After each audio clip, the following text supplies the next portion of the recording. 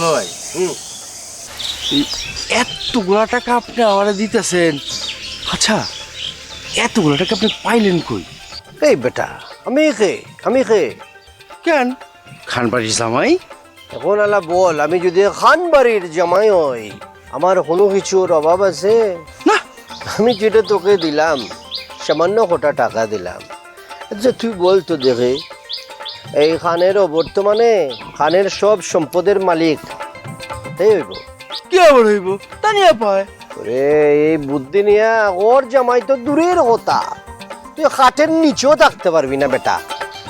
আপনার সব কথাবার্তা আমার মাথার এই দিক দিয়ে গেল গা।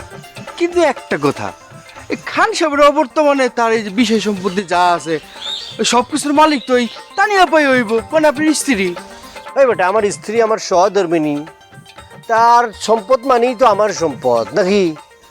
সত্যি দুলাভাই, আপনার মাথায় কিন্তু গিজগিজা বুদ্ধি, কিন্তু আপনার দেখে কিন্তু সেটা বোঝা যায় না। বুদ্ধি কি এমনি এমনি হয়েছে নাকি বেটা? পড়াশোনা করতে হয়েছে, ডিসকাস করতে হয়েছে, অনেক কিছু জানতে হয়েছে, যারা বুদ্ধিমান তাদের সাথে চলাফেরা করতে হয়েছে, তারপরে সে বুদ্ধিমান হয়েছি বেটা। আপনি এইসব এই ধ্যান ধারণা জ্ঞান অর্জন কবে করলেন? দেখলাম না তো কখনো।